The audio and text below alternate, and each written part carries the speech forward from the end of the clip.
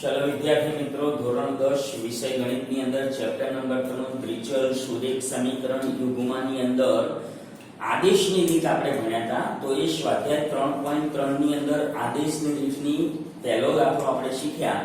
ત્યાર પછીનો જે બીજો પ્રશ્ન છે એ પ્રશ્ન અને ત્યાર પછી કોયડા આપણે સોલ્વ કરીશું। तो प्रश्न नंबर 2 છે કે જેની અંદર પણ આપેલા બંને સમીકરણોને તમારે આદેશની રીતે ઉકેલવાના છે, પરંતુ ઉકેલ શોધ્યા પછી આપેલું એક સમીકરણ y બરાબર mx + 3 તો એની ઉપરથી આપણે m ની કિંમતને શોધવાની છે। તો આવો એક દાખલો છે। તો આપણે શું કરીશું, આપેલા બંને સમીકરણને સૌપ્રથમ આપણે આદેશની રીતે ઉકેલીશું, ઉકેલી અને x અને y ની કિંમત પહેલા શોધીશું। એટલે કે ઉકેલ શોધી અને ચલ x અને y આપણે સૌપ્રથમ શોધીશું।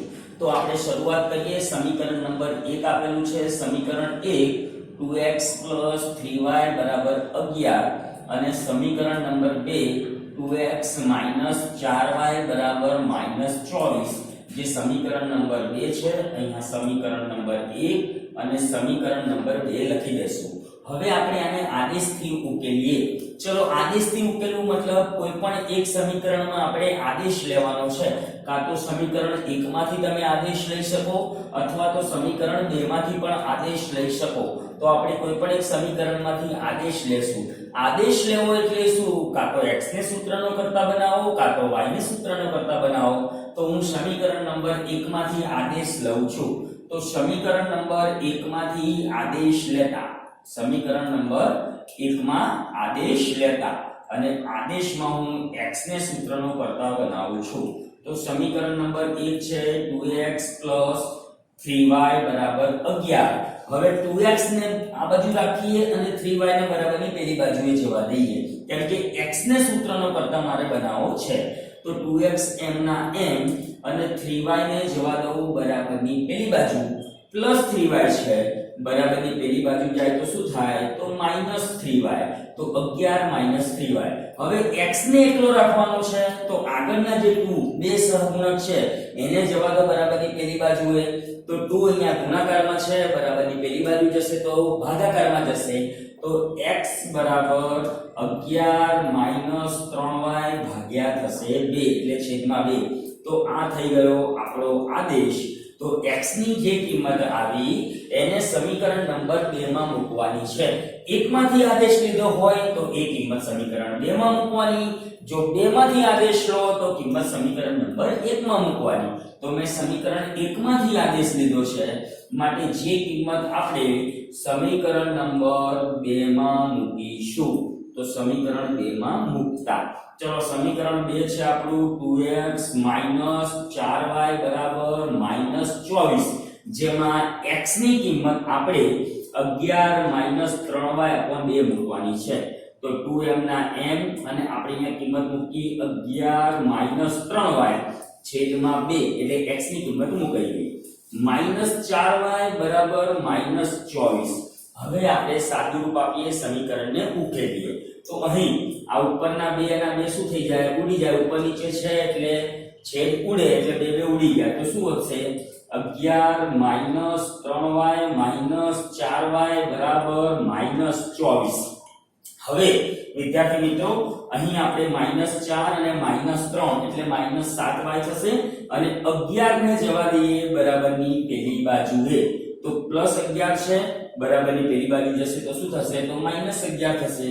તો અહીં તમારે શું થવાનું છે, તો અહીં સાદું રૂપમાં -3 - 4 નિશાની સરખી તો સરવાળો 4 ને 3 7 મોટાની નિશાની એટલે થઈ ગયા -7y। -7y બરાબર -24। 11 બરાબરની પેલી બાજુએ જાય એટલે -11। તો -7y - 24 - 11 -7y ને એમના એમ જ લેવા દઈએ। -24 - 11 તો બંનેની નિશાની સરખી તો સરવાળો તો -24 - 11 થશે -35। તો 24 ને 11 35 નિશાની સરખી છે, મોટાની નિશાની એટલે આવી ગયા -35। બંને બાજુથી માઈનસ માઈનસ કેન્સલ। તો 7y = 35।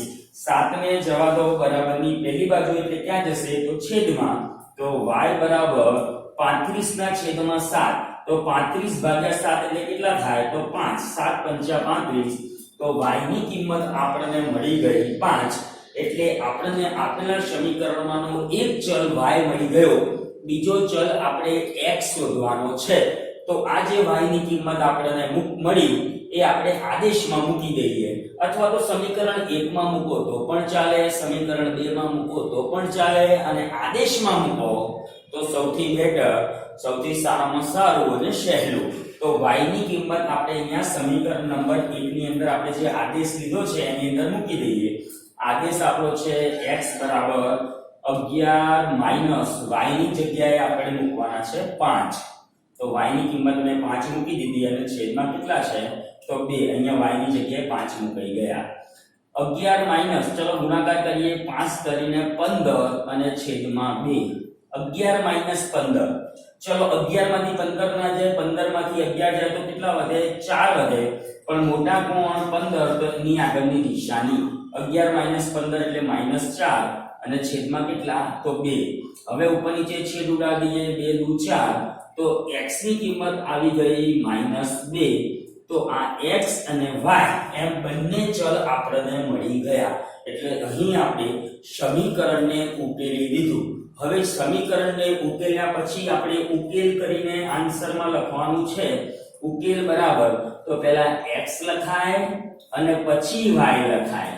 તો x બરાબર -2 અને y બરાબર 5. એટલે ઉકેલ આપણને મળી ગયો. હવે શું કરવાનું છે? ઉકેલ શોધ્યા પછી આપણને બીજું એક સમીકરણ અહીંયા આપેલું છે, y બરાબર mx + 3. તો આ સમીકરણની અંદર x અને y ની કિંમત મૂકી અને m ની કિંમત આપણે શોધવાની છે. તો સમીકરણને ઉકેલો, ઉકેલ્યા પછી m શોધો. અને m કઈ રીતે શોધવાનો છે? આ સમીકરણ ઉપરથી આપણે m શોધવાનો છે. તો આપણને આપેલું સમીકરણ છે y બરાબર mx + 3. શું કરીએ? તો y ની કિંમત મૂકીએ પહેલા અને પછી x ની કિંમત આપણે મૂકી દઈએ. તો y ની કિંમત છે 5 બરાબર m ના m અને x ની કિંમત છે -2 અને +3. તો y ની કિંમત અને x ની કિંમત મૂકાઈ ગઈ. હવે શું કરીશું? તો અહીંયા સાદુરૂપ આપીએ, સમીકરણને ઉકેલીએ. +3 ને બરાબરની આ બાજુ આવવા દઈએ. તો +3 બરાબરની આ બાજુ આવે એટલે શું થાય? તો 5 + 3 છે, તો આ બાજુ આવશે બરાબરની, એટલે શું થશે? માઈનસ. તો 5 - 3 અને અહીંયા m અને -2 નો ગુણાકાર, તો -2m થાય. તો હવે 5 - 3, ચલો 5 માંથી 3 બાદ કરો એટલે કેટલા વધે? તો 2 બરાબર શું થશે? -2m. તો 5 - 3 એટલે 2 અને -2m. હવે શું કરીએ? તો 2 ને આપણે આવવા દઈએ 2 ના છેદમાં, કેમ કે અહીંયા m જોડે ગુણાકારમાં છે. તો બરાબરની આ બાજુ આવે તો ક્યાં આવે? તો છેદમાં આવે. તો 2 ના છેદમાં 2 એટલે 2 ને હું છેદમાં લાવ્યો બરાબર m, પણ માઈનસ છે તો માઈનસ ને પણ તમારે આ બાજુ લાવવી પડે. એટલે આપણે શું કરીએ? -2 ને છેદમાં લાવી દઈએ. તો 2 - 2, પણ આગળ માઈનસની નિશાની આવશે. તો -2 ને બરાબરની છેદમાં લાવ્યા. ચલો 2 અહીંયા શું થશે? તો 2 અહીંયા કટ થઈ ગયા. તો અહીંયા શું વધ્યું? તો માઈનસ વધ્યા અને કશું ના વધે તો શું વધે? 1 વધે. એટલે આપણને અહીંયા વધ્યા -1 બરાબર m. તો -1 આપણને વધ્યા. તો m ની વેલ્યુ, m ને પહેલા લખો, -1 ને પછી લખો. તો m ની કિંમત આવી ગઈ m બરાબર -1. તો આ રીતે વિદ્યાર્થી મિત્રો પહેલા સમીકરણનો ઉકેલ શોધવાનો છે અને ઉકેલમાં મળતી x y ની કિંમતને y બરાબર mx + 3 માં મૂકીને m ની કિંમત આપણે શોધવાની છે. ત્યાર પછી હવે પ્રશ્ન નંબર 3 છે. નીચે આપેલી સમસ્યાને આદેશની રીતે ઉકેલો. તો સમસ્યા એટલે શું? સમસ્યા એટલે કોયડો. તો ગણિતની અંદર સમસ્યાને આપણે કોયડો કહીએ. એટલે આપેલા કુટ પ્રશ્નો પણ કહી શકાય, કોયડો પણ કહી શકાય અને સમસ્યા પણ કહી શકાય. તો આપેલી સમસ્યાઓને આપણે ઉકેલવાના છે. એટલે કે આ આવી ગયા હવે કોયડા. તો અહીં જે આપેલા કોયડા છે, કોયડાનો ઉકેલ તમને આદેશની રીતે આવડશે. જે ઉકેલ તમારે જાતે કરવાનો છે, ખાલી કોયડાના સમીકરણો બનાવતા હું શીખવાડીશ. તો આપણે અત્યારે આદેશની રીતના ઘણા બધા દાખલા શીખ્યા. કાલે 6 આજે 7 દાખલા થયા એટલે તમને આદેશની રીતથી ઉકેલ શોધતા આવડી ગયું છે. તો આપેલા સમીકરણમાંથી મારે બનાવવાના છે ખાલી સમીકરણ અને તમારે ઉકેલવાના છે કોયડા, એટલે કે તમારે શોધવાની છે આદેશની રીતથી ઉકેલ. તો ચલો અહીં આપેલો પહેલો કોયડો જોઈએ આપણે. બે સંખ્યાઓનો તફાવત 26 અને એક સંખ્યા બીજી સંખ્યા કરતા 3 ગણી છે. તો આ વાક્ય રચના પરથી આપણે દ્વિચલ સુરેખ સમીકરણ યુગ્મ બનાવવાનું છે. યુગ્મ એટલે એક સમીકરણ નહીં પરંતુ બે સમીકરણો બનાવવાના છે. તો આપેલી સમસ્યામાં આપેલા વિધાન ઉપરથી બે સમીકરણ બનાવવાના અને બંને સમીકરણને આદેશની રીતે આપણે ઉકેલવાના છે. તો પહેલા વાક્યમાંથી પહેલું સમીકરણ બને, બીજા વાક્યમાંથી બીજું સમીકરણ બને. તો પહેલું વાક્ય છે બે સંખ્યાઓનો તફાવત 26. હવે એટલું ખબર પડવી જોઈએ કે ગણિતની ભાષામાં તફાવત એટલે શું. ગણિતની ભાષામાં તફાવત અને વિજ્ઞાનની ભાષામાં તફાવત થોડું અલગ વસ્તુ છે. કેમ કે વિજ્ઞાનની ભાષામાં તફાવત એટલે આપણે ડિફરન્સ બે વસ્તુ વિશે આપણે અલગ અલગ મુદ્દા તારવતા હોઈએ છીએ, પણ ગણિતની ભાષામાં તફાવત એટલે થાય બાદબાકી. તો આપેલી બે સંખ્યાની બાદબાકી 26 છે. આ પહેલું વાક્ય થઈ ગયું, સમીકરણ નંબર 1 બની ગયું. x - y = 26. બે સંખ્યાની બાદબાકી થઈ ગઈ 26. એ સમીકરણ 1 તમારું થઈ ગયું. બીજું, એક સંખ્યા બીજી સંખ્યા કરતા 3 ગણી, એટલે એક સંખ્યા છે બીજી સંખ્યા કરતા 3 ગણી છે, એટલે 3 ટાઈમ્સ છે. તો આપણે સૌપ્રથમ તો પહેલા બે સંખ્યાઓને ધારી લઈએ. એટલે હું બનાવીશ સમીકરણ. એટલે પહેલું લખવાનું છે ધારો કે બે સંખ્યા x અને y છે, પરંતુ અહીં આપણે મોટી અને નાની સંખ્યા ધારીશું. કેમ કે તફાવત 26 છે. જો તફાવત ધન હોય તો મોટી સંખ્યામાંથી નાની સંખ્યા બાદ કરીએ તો જ બાદબાકી ધન આવે. એટલે અહીંયા તફાવત ધન છે એટલે આપણે મોટી અને નાની સંખ્યા એમ બે સંખ્યા ધારવાની છે. એટલે ધારો કે બે સંખ્યામાંની મોટી સંખ્યા x છે અને નાની સંખ્યા y છે. તો નાની સંખ્યા આપણે શું ધારી લઈએ? y ધારી લઈએ. હવે તફાવત 26 છે એટલે અહીં તમારે વિધાન લખવાનું છે કે બે સંખ્યાની તફાવત એટલે કે બાદબાકી 26 છે. હું સીધું સમીકરણ લખું છું, તમારે અહીંયા વિધાન લખવાનું છે કે બંને સંખ્યાનો તફાવત 26 છે, માટે x - y = 26. આ થઈ ગયું સમીકરણ નંબર 1. તો આ પહેલું સમીકરણ આપણું બની ગયું, x - y = 26. હવે બીજું સમીકરણ બીજા વાક્યમાંથી બનાવીશું. તો બીજું વાક્ય છે એક સંખ્યા બીજી સંખ્યા કરતા 3 ગણી. તો 3 ગણી જે સંખ્યા હોય, મોટી સંખ્યા 3 ગણી હોય અને નાની સંખ્યા ત્રીજા ભાગની હોય. તો મોટી સંખ્યા x છે જે y કરતા કેટલી છે? તો 3 ગણી છે. એટલે અહીંયા આપણે વિધાન લખવાનું છે કે ભાઈ મોટી સંખ્યા એટલે કે એક સંખ્યા બીજી સંખ્યા કરતા 3 ગણી છે. હવે 3 ગણી એટલે 3 વાર. તો x બરાબર y ના 3 ગણા એટલે શું થઈ ગયું? 3y. તો આ થઈ ગયું બીજું સમીકરણ. x એટલે મોટી સંખ્યા, y એટલે નાની સંખ્યા. નાની સંખ્યાના 3 ગણા બરાબર મોટી સંખ્યા. ઉદાહરણ આપી સમજાવું. એક સંખ્યા 15 છે, બીજી સંખ્યા 5 છે. સમજી લો, એક સંખ્યા 15 ને બીજી સંખ્યા 5 છે. ખાલી એક્ઝામ્પલ છે. તો હું એમ કહું કે ભાઈ આ એક સંખ્યા છે એ બીજી સંખ્યા કરતા 3 ગણી છે. તો આ પહેલી સંખ્યા દેખાય તમને. તો અહીં 15 એ 5 ના 3 ગણા થઈ ગયા. તો આપણે આને ઇક્વલ બતાવવા હોય બંનેને તો શું કરવું પડે? તો જે 3 ગણી સંખ્યા છે એની બાજુ 3 ગુણવાની જરૂર નથી. જે ત્રીજા ભાગની સંખ્યા છે એની આગળ 3 ગુણો, ત્યારે બંને ઇક્વલ થાય. જેમ કે તમે ત્રાજવાથી બેલેન્સ કરવાનો હોય, તમે ત્રાજવા તો જોયા હશે. તો એક પલ્લું નમતું હોય અને એક પલ્લું નમતું ના હોય. તો તમારે બંનેને બેલેન્સ એટલે કે સરખા કરવા. ઇક્વલ ટુ એટલે બેલેન્સ, બરાબર, સરખા. તો તમારે બંનેને સરખા કરવા હોય તો તમે કઈ રીતે કરી શકો? તો જે પલ્લું ઉપર છે એના ભાગમાં તમે ધીમે ધીમે વજન મૂકો ત્યારે બંને બેલેન્સમાં થાય. તો 15 અને 5, જેમાં 15 એ 5 કરતા 3 ગણા છે તો બંનેને બેલેન્સ કરવું છે. વચ્ચે બરાબર મેં લખ્યું છે. તો કઈ બાજુ તમારે ગુણવા પડે? તો અહીં તમારે નાની સંખ્યા બાજુ 3 વડે ગુણો એટલે 5 ના 3 ગણા બરાબર 15. એટલે x એ y થી 3 ગણા છે એટલે y ને 3 વડે ગુણવું એટલે x મળે. એટલે x બરાબર 3y આનો મતલબ થાય x એ y કરતા 3 ગણા છે. તો આ બની ગયું સમીકરણ નંબર 2, પરંતુ પ્રામાણિક સ્વરૂપમાં નથી. તો પ્રામાણિક સ્વરૂપમાં લાવવા માટે 3y ને બરાબરની આ બાજુ લાવી દો. તો અહીંયા શું કરીશું, x - 3y બરાબર 0, સમીકરણ નંબર 2 તો આવ્યું પ્રામાણિક સ્વરૂપમાં. અને x બરાબર 3y રાખશો તો પણ ચાલે, કેમ કે સીધો આદેશ લેવાઈ ગયો. x બરાબર 3y, x સૂત્રનો કરતા બની ગયો. તો આ જે કિંમત છે એ અહીંયા x ની જગ્યાએ 3y મૂકી દેજો, તો તમને આ સમીકરણમાંથી y મળી જશે.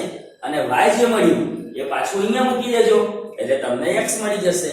તો આ સીધો રસ્તો થઈ ગયો. તો આ બંને સમીકરણને તમારે આદેશની રીતથી ઉકેલવાના છે, પરંતુ જવાબની અંદર ધ્યાન એટલું રાખવાનું છે કે ઉકેલ કરીને જવાબ લખવાનો નથી.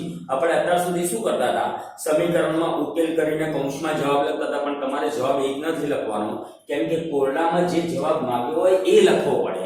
તમને કીધું છે તે સંખ્યા શોધો, એટલે તમારે આન્સરમાં એવું લખવું પડે જે પણ જવાબ આવે કે ભાઈ એક સંખ્યા મોટી સંખ્યા આ છે અને નાની સંખ્યા આ છે, એટલે x ની જે કિંમત આવે તે લખવાનું કે આ સંખ્યા મોટી સંખ્યા છે અને બીજી સંખ્યા આ છે, એવો આન્સર લખવાનો છે.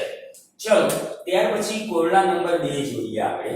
તો કોરડા નંબર 2 માં છે બે પૂરક કોણો પૈકી મોટો ખૂણો નાના ખૂણા કરતા 18 જેટલો મોટો છે. આના જેવી જ વસ્તુ થઈ. તો આપણે પહેલા તો સમજી લઈએ. તો અહીં પહેલો શબ્દ તમને આપેલો છે પૂરક કોણ. હવે પ્રશ્ન એવો થાય કે ભાઈ પૂરક કોણ એટલે શું? તો ધોરણ 9 ની અંદર આપણે પૂરક કોણ એટલે શું સમજી ગયા છીએ, પણ ફરી એકવાર સમજાવી દઉં. પૂરક કોણ એટલે જે બે ખૂણાનો સરવાળો 180 અંશ થાય તે બે ખૂણાને એકબીજાના પૂરક કોણ કહેવાય. પૂરક કોણ એટલે જે બે ખૂણાનો સરવાળો 180 અંશ થાય તો તે બે ખૂણાને એકબીજાના પૂરક કોણ કહેવાય. તો પૂરક કોણ એટલે સરવાળો 180. તો આપણે અહીંયા પહેલા બે ખૂણા ધારી લઈએ. ધારો કે એક ખૂણો x અને બીજો ખૂણો y છે. એટલે પહેલું કામ ધારવાનું પૂરું થઈ ગયું. ધારો કે એક ખૂણો x છે અને બીજો ખૂણો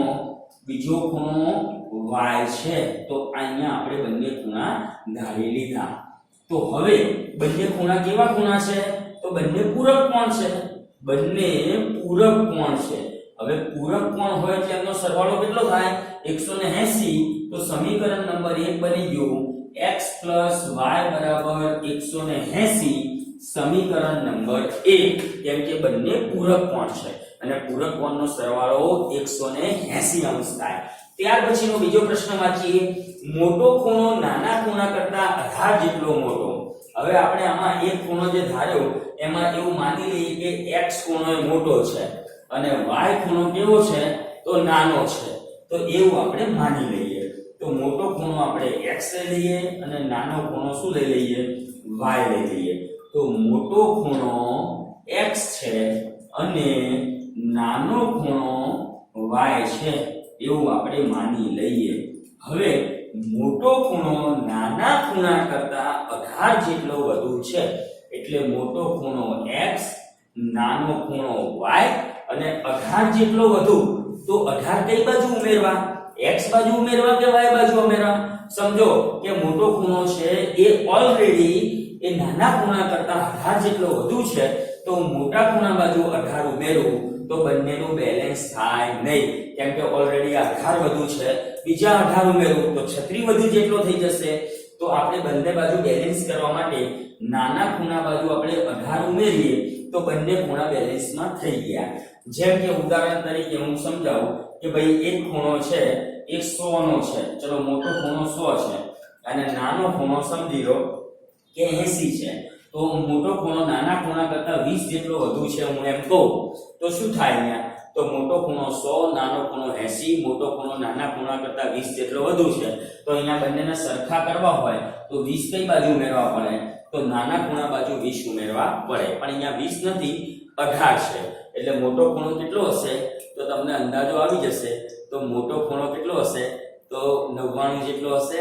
અને નાનો ખૂણો કેટલો હશે? તો નાનો ખૂણો તમે જોઈ લો કે બંનેનો સરવાળો 180 અંશ થવો જોઈએ અને બંનેનો સરવાળો 180 અને બંને વચ્ચેનો તફાવત કેટલો રહેવો જોઈએ? તો તફાવત રહેવો જોઈએ 18 નો. તમને આનો જવાબ એમને જ આવડી જશે. તમારે જાતે વિચારી અને સમજી લેજો. તો મોટો ખૂણો નાના ખૂણા કરતા 18 જેટલો વધુ એટલે મોટો ખૂણો x, નાનો ખૂણો y, નાના ખૂણા બાજુ 18 ઉમેર્યા તો આ બની ગયું આપણું સમીકરણ નંબર 2. પણ પ્રામાણિક સ્વરૂપમાં નથી એટલે y ને બરાબરની આ બાજુ લઈ દઈએ. તો y ને બરાબરની આ બાજુ લાવો એટલે શું થાય? x - y બરાબર 18. આ બની ગયું સમીકરણ નંબર 2. તો આ સમીકરણ નંબર 1 અને આ છે સમીકરણ નંબર 2. બંને સમીકરણને તમારે કઈ રીતે? આદેશની રીતે આપણે ઉકેલવાના છે. જો લોકથી ઉકેલવાના હોય તો બહુ સહેલું. +y - y ઉડી ગયા. 180 + 18 તો 180 + 18 કેટલા થાય? તો 180 + 18 198 થઈ ગયા. 198 x + x 2x થઈ ગયા. ચલો 2 વડે ભાગી દઈએ 198 ને. તો મોટો ખૂણો 99 નો આવી ગયો. મોટો ખૂણો 99 આવી ગયો. હવે નાનો ખૂણો શોધવા માટે શું કરીશું? x ની જગ્યાએ 99 મૂકી દઈએ. 99 ને જવા દો બરાબરની પેલી બાજુ. 180 - 99 કરી દો એટલે તમારો આન્સર આવી ગયો. કેટલો આવશે? 81 આવશે. તો 81 અને 99 જવાબમાં આવશે. સરવાળો કરી લો. 99 + 81 180. 99 - 81 તો 18 નો ડિફરન્સ થઈ ગયો. એટલે બંને કોયડાના અમે સમીકરણ બનાવ્યા. જાતે તમારે ઉકેલવાના છે વિડિયો જોયા પછી. ચલો વિદ્યાર્થી મિત્રો, હવે 3.3 ની અંદર કોયડાની અંદર ત્રીજો કોયડો તમારે જાતે હોમવર્કમાં કરવાનો છે. આપણે કોયડા નંબર 4 અને પાંચમો જે કોયડો છે એ આપણે શીખીશું. તો કોયડા નંબર 4 જોઈએ આપણે. તો પહેલા એને રકમમાંથી સમજીએ, ત્યાર પછી આપણે સમીકરણ બનાવતા શીખીએ અને આપેલા સમીકરણને આદેશની રીતથી ઉકેલીએ. તો કોયડા નંબર 5 ની રકમ જોઈએ આપણે. તો એક શહેરમાં ટેક્સીનું ભાડું નિશ્ચિત ભાડા અને અંતરના પ્રમાણમાં સંયુક્ત રીતે લેવાય છે. તો પહેલા સમજો. તો એક શહેરની અંદર ટેક્સીનું ભાડું નિશ્ચિત ભાડા અને અંતરના પ્રમાણમાં સંયુક્ત રીતે લેવાય છે. એટલે હવે ટેક્સીની અંદર કઈ રીતે ભાડું લેવાય છે એ સમજી લઈએ. એટલે નિશ્ચિત ભાડું એટલે ટેક્સી વાળાએ એક ભાડું નક્કી કરેલું છે કે ભાઈ ટેક્સી, તો એનું નિશ્ચિત ભાડું સમજો કે 20 રૂપિયા કે 50 રૂપિયા કેટલું એ નિશ્ચિત ભાડું છે. એ નિશ્ચિત ભાડું ફરજિયાત પ્રમાણે ટેક્સીમાં લેવાનું અને એ ઉપરાંત પર કિલોમીટરના એટલે પ્રતિ કિલોમીટરે લેવાનું ભાડું અલગ. તો અહીં બે ચલ થયા. એક થઈ ગયું ટેક્સીનું નિશ્ચિત ભાડું અને બીજું થઈ ગયું પર કિલોમીટર લેવાતું ભાડું. જેમ કે તમે સમજી લો કે ક્યાંય જવું છે અને તમે ટેક્સીને બોલાવો અને તો ટેક્સીમાં તમે બેઠા પછી ભલે તમે 1 જ કિલોમીટર પણ ક્યાંય ના જાઓ, પાછા એમને નીચે ઉતરી જાઓ તો પણ તમારે નિશ્ચિત ભાડું જે હોય એ ચૂકવવાનું રહે. એટલે એને કહેવાય નિશ્ચિત ભાડું, કે જે ફિક્સ કરેલું ભાડું કે ભાઈ ટેક્સી તમે બોલાવો અથવા ટેક્સીમાં બેસો એટલે 50 રૂપિયા કે 100 રૂપિયા એ ફિક્સ ભાડું છે. પછી તમે કેટલા કિલોમીટર સુધી મુસાફરી કરો છો તો એના આધારે ભાડું લેવામાં આવે. જેમ કે 50 રૂપિયા ફિક્સ ભાડું અને એ લોકો નક્કી કરે કે ભાઈ પર કિલોમીટરે 5 રૂપિયા ભાડું લઈએ તો 50 રૂપિયા નિશ્ચિત ભાડું થયું. તો એ તમે ટેક્સી બોલાવો એટલે તમારે આપવાનું છે.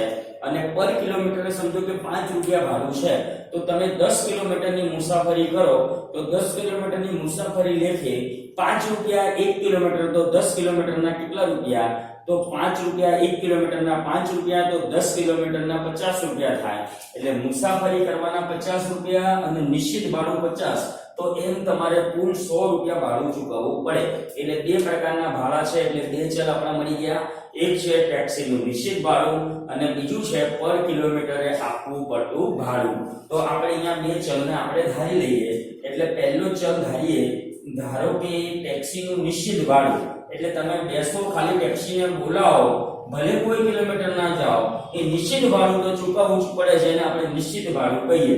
ધારો કે ટેક્સીનું નિશ્ચિત ભાડું આ લોકોએ નક્કી કર્યું છે x રૂપિયા છે અને પર કિલોમીટરે લેવામાં આવતું ભાડું એટલે પર કિલોમીટર એટલે પ્રતિ કિલોમીટરે ભાડું જે લેવામાં આવે એ પ્રતિ કિલોમીટર અને પર કિલોમીટર કહીએ. તો પ્રતિ કિલોમીટરે લેવાતું ભાડું, તો પ્રતિ કિલોમીટરે લેવાતું ભાડું જે હું ધારી લઉં છું y રૂપિયા. તો અહીં આપણે દ્વિચલ સમીકરણમાં બે ચલ ધારી લીધા. હવે પહેલું વાક્ય વાંચવાનું છે. 10 કિલોમીટરના અંતર માટે 105 રૂપિયા ચૂકવે છે અને 15 કિલોમીટરના અંતર માટે 155 રૂપિયા ચૂકવે છે. તો આ બે વસ્તુ સમજી ગયા તમે? તો હવે પહેલું સમીકરણ આપણે પહેલા વાક્યમાંથી બનાવીએ. 10 કિલોમીટર માટે કેટલા રૂપિયા ચૂકવ્યા? તો 10 કિલોમીટર માટે 105 રૂપિયા ચૂકવ્યા. તો એમાંથી સમીકરણ નંબર 1 આપણું બનશે, જેમ કે નિશ્ચિત ભાડું તો આપણે આપવાનું છે, એટલે x રૂપિયા તો આપણે ટેક્સીમાં બેઠા એટલે ચૂકવવાના છે. પછી પર કિલોમીટરનું ભાડું કેટલું છે? y રૂપિયા. એનો મતલબ શું થયો?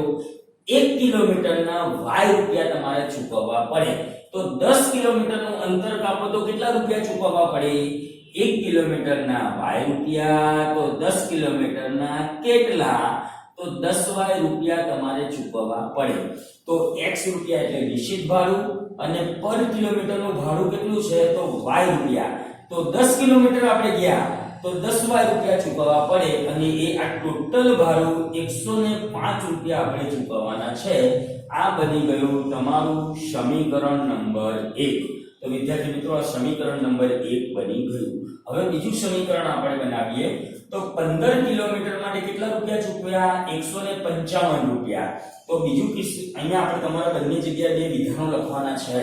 તો અહીં લખવાનું છે કે 10 કિલોમીટર માટે 105 રૂપિયા ચૂકવે છે. પછી સમીકરણ લખવાનું છે. તો હવે અહીંયા બીજું વિશાળ શું લખવાનું છે વાક્ય? કે એક મુસાફર 15 કિલોમીટર માટે 155 રૂપિયા ચૂકવે છે, માટે x રૂપિયા તો ચૂકવવાના. ટેક્સીમાં બેઠા એટલે x રૂપિયા નિશ્ચિત ભાડું આપવાનું છે. હવે 15 કિલોમીટર માટે 15y રૂપિયા થાય, 1 કિલોમીટર માટે y રૂપિયા. તો 15 કિલોમીટર માટે 15y રૂપિયા અને ટોટલ ભાડું કેટલું થાય છે? 155 રૂપિયા. તો આ બની ગયું સમીકરણ નંબર 2. તો સમીકરણ નંબર 1 અને સમીકરણ નંબર 2 બંને સમીકરણને તમારે આદેશની રીતે ઉકેલવાના છે. તો આદેશની રીત તમે જાણો છો અને તમને આવડે છે. તો આદેશથી ઉકેલી અને x અને y ની ચલની કિંમત તમારે શોધવાની છે. x ની જે કિંમત આવે એ થઈ ગયું નિશ્ચિત ભાડું અને y ની જે કિંમત આવે એ તમારું પર કિલોમીટર ભાડું. આપણે ચલો અંદાજો તો લગાવીએ કે શું થશે. તો અહીંયા x ની કિંમત હું અંદાજિત ધારું છું કે 55 રૂપિયા છે. તો 55 રૂપિયા નિશ્ચિત ભાડું છે ટેક્સીનું. તો અહીંયા y રૂપિયા માટે આપણે શું કરીએ? તો y કિલોમીટરના 10 કિલોમીટરના 1 કિલોમીટરના 5 રૂપિયા આપણે લઈએ. શું થાય છે? તો અહીં આપણે 1 કિલોમીટરના 5 રૂપિયા લઈએ તો અહીંયા શું થશે? તો 1 કિલોમીટરના 5 રૂપિયા એટલે 10 × 5 એટલે કેટલા થઈ ગયા? તો 50 રૂપિયા આ થઈ ગયા અને 55 રૂપિયા થઈ ગયા. તો 105 રૂપિયા થઈ ગયા. નિશ્ચિત ભાડું હું ખાલી અંદાજો લગાવું છું, આપણે ગણતા નથી, ગણવાનું છે તમારે જાતે. 50 રૂપિયા નિશ્ચિત ભાડું, 1 કિલોમીટરના 5 રૂપિયા હું લઉં તો 10 કિલોમીટરના 50 રૂપિયા થાય. તો 10 કિલોમીટરના 50 અને નિશ્ચિત ભાડું મેં ધારી લીધું 55. 55 + 50 તો 105 રૂપિયા થઈ ગયા. એટલે પહેલા સમીકરણનું સમાધાન થયું. જો બીજાનું સમીકરણનું સમાધાન થાય તો સમજો આપણો જવાબ સાચો. ચલો બીજાનું સમાધાન જોઈએ. તો નિશ્ચિત ભાડું 55 રૂપિયા ટેક્સી બોલાય એટલે તો આપવાના જ છે અને 1 કિલોમીટરના મેં 5 રૂપિયા ધારેલા. તો 1 કિલોમીટરના 5 રૂપિયા એટલે 15 × 5 શું થાય? તો 15 × 5 = 75. ચલો 15 × 5 તો 15 × 5 75 રૂપિયા આપણે અહીંયા 1 કિલોમીટરના 5 રૂપિયા ધારો તો 15 × 5 = 55. 55 + 75 કરીએ તો 55 + 75 નો સરવાળો કેટલો થશે? 130. તો આપણે અહીંયા 55 અને 5 માટે ખોટા છીએ. તો અહીં આપણે અહીંયા સમાધાન થતું નથી, પણ તમારે આઈડિયા લગાવવાનો છે. મેં ખાલી અંદાજો લગાવેલો હતો કેમ કે મને તો ખબર છે કે શું જવાબ આવવાનો છે, પણ તમારે ગણતરી કરી અને જવાબને લાવવાનો છે. તો આને તમારે ઉકેલવાના છે. x અને y મળી જશે એટલે નિશ્ચિત ભાડું અને પર કિલોમીટરનું ભાડું મળી જાય. ત્યાર પછી અહીંયા શું કીધું જેમ કે 25 કિલોમીટરની મુસાફરી માટે કેટલું ભાડું આપવું પડે? તો એના માટે શું કરવાનું તમારે એ પ્રશ્નને સોલ્વ કરવા માટે? તો તમને જે પર કિલોમીટરનું જે ભાડું મળે કે ભાઈ 1 કિલોમીટરના 10 રૂપિયા કેવું કઈ ભાડું મળે તો 10 રૂપિયા ગુણ્યા 25 કરવાના છે અને નિશ્ચિત ભાડું એમાં ઉમેરવાનું છે. એટલે x અને y ની જે તમને કિંમત મળે એમાં શું કરવાનું તમારે? તો x ની જે કિંમત આવી અને અહીંયા 25y કેમ કે 25 કિલોમીટર મુસાફર કરે છે તો x + 25y ની કિંમત તમારે શોધવાની છે. તો આ પ્રશ્ન સોલ્વ કરવા માટે 25 કિલોમીટર માટે મુસાફરને કેટલું ભાડું ચૂકવવું પડશે? તો નિશ્ચિત ભાડું x રૂપિયા અને 25 કિલોમીટર છે એટલે 25y. તો અહીં x અને y ની જે કિંમત આવે એ તમારે અહીંયા મૂકી દેવાની. કેમ કે અહીંયા આપણે કદાચ એવું સમજી લો કે ધારો કે નિશ્ચિત ભાડું 5 રૂપિયા છે તો નિશ્ચિત ભાડું 5 રૂપિયા આવ્યું અને પર કિલોમીટરનું ભાડું 10 રૂપિયા છે તો પર કિલોમીટરનું ભાડું 10 રૂપિયા થયું તો કેટલા ચૂકવવા પડશે? તો આ 5 રૂપિયા અને પર કિલોમીટરનું 10 રૂપિયા ભાડું, તો 25 કિલોમીટર ગયા હોય તો 25 ગુણ્યા 10, તો 25 ગુણ્યા 10 કેટલા થશે? તો 25 ગુણ્યા 10 થશે 250, 250 પ્લસ 5 એટલે 255 રૂપિયા તમારે 25 કિલોમીટરના ચૂકવવા પડે એ મેં ધારેલા પ્રમાણે. તો તમે સમજી લો વાતને. તો અહીં આપણે બીજું એક સમાધાન કરી લઈએ. જેમ કે નિશ્ચિત ભાડું 5 રૂપિયા લઉં, પર કિલોમીટરના 10 રૂપિયા લઉં, તો 10 ગુણ્યા 10 એટલે 100 રૂપિયા અને નિશ્ચિત ભાડું 5 રૂપિયા થઈ ગયા 105 રૂપિયા. ચલો બીજા સમીકરણમાં આવીએ. નિશ્ચિત ભાડું 5 રૂપિયા, પર કિલોમીટરના 10 રૂપિયા, તો 15 ગુણ્યા 10 એટલે 150, 150 પ્લસ 5 તો 155 રૂપિયા થઈ ગયા. એટલે આપણો જવાબ મળી ગયો કે ભાઈ નિશ્ચિત ભાડું 5 રૂપિયા અને પર કિલોમીટરનું ભાડું 10 રૂપિયા આવશે. તમે આદેશની રીતથી સમીકરણનું સમાધાન કરજો. ચલો ત્યાર પછીનો પાંચમો આપણે પ્રશ્ન જોઈએ. તો પાંચમો દાખલો છે, એક અપૂર્ણાંકના અંશ અને છેદ બંનેમાં 2 ઉમેરીએ તો અપૂર્ણાંક બને છે 9/11. બીજું વાક્ય, જો અપૂર્ણાંકના અંશ અને છેદમાં 3 ઉમેરીએ તો અપૂર્ણાંક બને છે 5/6. તો આ કોયડાને આપણે આદેશની રીતથી ઉકેલવાનો છે. તો પહેલા કોયડામાંથી આપણે બનાવીએ સમીકરણ. તો સૌપ્રથમ અહીંયા ચલ રાશિ કઈ ધારીશું? તો અહીંયા બે વસ્તુ છે, એક અપૂર્ણાંકનો અંશ અને બીજું છે અપૂર્ણાંકનો છેદ. તો આપણે બે ચલ રાશિ ધારવાની થઈ. ધારો કે એક અપૂર્ણાંકનો અંશ x અને છેદ y એ આપણે સૌપ્રથમ ધારી લઈએ. એટલે ધારો કે એક અપૂર્ણાંકનો અંશ x છે, અપૂર્ણાંકનો અંશ x અને છેદ શું ધારી લઈએ? તો છેદના ધાર લઈએ y. તો આ ધારી લીધું. હવે અપૂર્ણાંક શું થશે? તો અપૂર્ણાંક કેવી રીતે લખાય ખબર છે ને? ઉપર લખાય અંશ, નીચે લખાય છેદ. તો અપૂર્ણાંક આપણો થઈ ગયો x/y. આ થઈ ગયો અપૂર્ણાંક. હવે શું કરવાનું છે? અપૂર્ણાંકના અંશ અને છેદ બંનેમાં કેટલા ઉમેરવાના? 2 ઉમેરવાના. તો અહીં હું વાક્ય લખવું પડે કે ભાઈ અંશ અને છેદમાં 2 ઉમેરતા, અંશ અને છેદમાં 2 ઉમેરતા. ચલો અપૂર્ણાંકના અંશ અને છેદમાં 2 ઉમેર દઈએ. તો અંશમાં 2 ઉમેરો એટલે x + y, છેદમાં પણ 2 ઉમેરો y + 2, 2 ઉમેરી દીધા. તો શું અપૂર્ણાંક બને છે? 9/11. તો આ પહેલું સમીકરણ આપણું બની ગયું, પણ પ્રામાણિક સ્વરૂપમાં નથી. તો પ્રામાણિક સ્વરૂપ આપણે ચોકડી કરીને ફેરવીએ. તો ચલો જાઓ ચોકડીમાં. હાલો ચોકડીમાં જઈએ. તો 11 ઉપર જશે, આ 11 ક્યાં જશે? છેદમાં છે એટલે અહીંયા ઉપર, અને y + 2 ક્યાં જશે? તો 9 ની જોડે ગુણાકારમાં. તો આપણે ચોકડી કરીએ તો 11x + 2, 9y + 2. આ થઈ ગયો ચોકડી ગુણાકાર. ચોકડી ગુણાકાર ખ્યાલ આવી ગયો.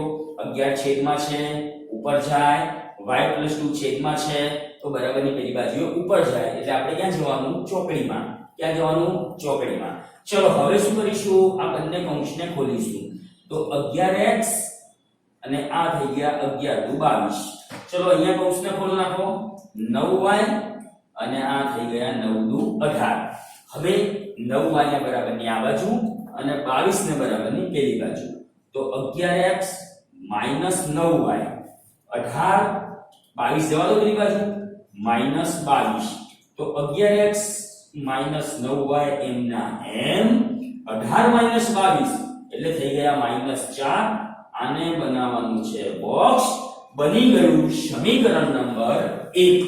હવે બીજું સમીકરણ આપણે બનાવીએ. તો વિદ્યાર્થી મિત્રો બીજું સમીકરણ બનાવીએ બીજા વાક્યમાંથી. જો અપૂર્ણાંકના અંશ અને છેદમાં 3 ઉમેરવામાં આવે. કેટલા ઉમેરવાના છે? 3. પહેલા કેટલા ઉમેર્યા? 2. હવે ઉમેરીશું 3. એટલે અહીં આપણે વિધાન લખવાનું છે અંશ અને છેદમાં 3 ઉમેરતા. કેટલા? 3 ઉમેરતા. ચલો 3 ઉમેરી દઈએ. તો અંશમાં 3 ઉમેરીએ એટલે x + 3, છેદમાં 3 ઉમેરીએ એટલે y + 3. 3 ઉમેરી દીધા. તો અપૂર્ણાંક શું બનશે? 5/6. અપૂર્ણાંક બને છે 5/6. હવે આપણે પાછું ક્યાં જવાનું? ચોકડીમાં. તો ચલો ચોકડીમાં 6 ને ઉપર જવા દઈએ અને y + 3 ને જવા દઈએ 5 ની જોડે. તો શું કરીશું? 6 કૌંસમાં x + 3 5 કૌંસમાં y + 3. ચલો કૌંસ ખોલવાનો છે વિદ્યાર્થી મિત્રો. તો 6x 6 * 18. ચલો અહીંયા પણ કૌંસ ખોલો. 5y અને 5 ધરીને 15. 5y ને બરાબરની આ બાજુ, 18 ને બરાબરની પેલી બાજુ. તો 6x - 5y, 5y આ બાજુ પ્લસ માઈનસ થઈ ગયા. 18 ને પેલી બાજુ જવા દો, પ્લસ 18 છે તો -18. ચલો 6x - 5y, 15 માંથી 18 જાય તો -3. મોટાની નિશાની. આ થઈ ગયું સમીકરણ નંબર 2. હવે તમારે બંને સમીકરણને આદેશની રીતથી ઉકેલવાના છે. x અને y ની કિંમત શોધવાની છે, પણ ઉકેલ લખવાનો નથી. તમારે લખવાનું છે અપૂર્ણાંકનો અંશ અને અપૂર્ણાંકનો છેદ, અને છેલ્લે લખવાનું છે અપૂર્ણાંક. એટલે જે અંશ આવ્યો એ ઉપર લખવાનો અને છેદ આવ્યો નીચે લખવાનો. એટલે આન્સરમાં તમારે અપૂર્ણાંક લખવાનો છે. ઉકેલ x y કરીને કૌંસમાં લખવાનો નથી. એટલે x ની કિંમત જે આવે એ લખવાની, y ની કિંમત જે આવે લખવાની, અને તે અપૂર્ણાંક આ છે એવું તમારે જવાબમાં લખવાનું છે.